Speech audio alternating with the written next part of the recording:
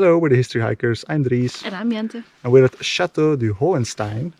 Which was destroyed in a siege in the 14th century.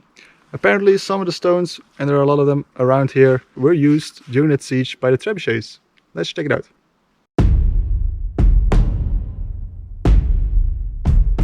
Welcome to the tale of a castle that has been so thoroughly destroyed after a 14th century siege that it's hard to make out what's what.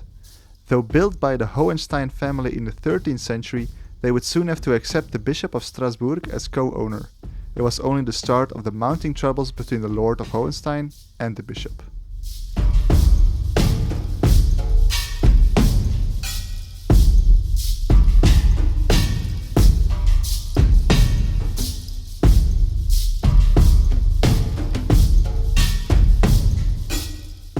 More disagreements broke out between the lord and the bishop, which even saw the castle undergo a first siege, which it survived.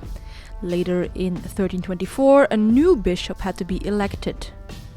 The Lord of Hohenstein saw this as an opportunity to replace the hostile bishops by a close ally. When this too failed, Rodolphe de Hohenstein saw no other option than to kidnap the freshly elected bishop and lock him up in the dungeon of Hohenstein Castle.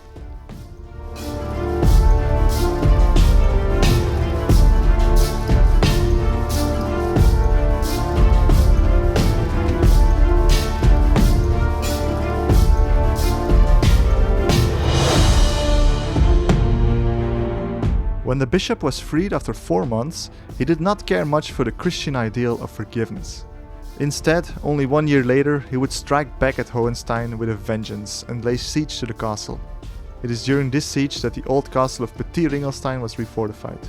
For more on that castle, have a look at the card in the top right or the link in the description.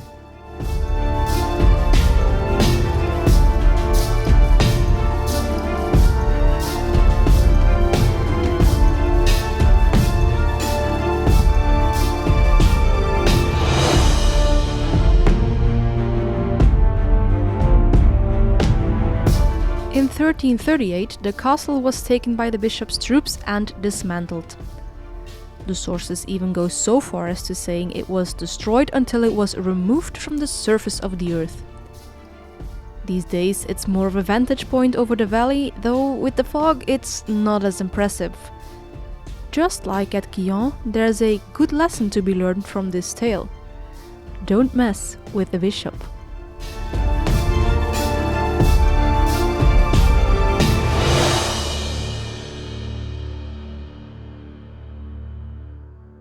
That was the Castle of Hohenstein. Time for the arbitrary subjective castle score. I'm gonna say a 6. If we had some views, maybe. Yeah, indeed, I would say a 5, just like Grand Ringelstein.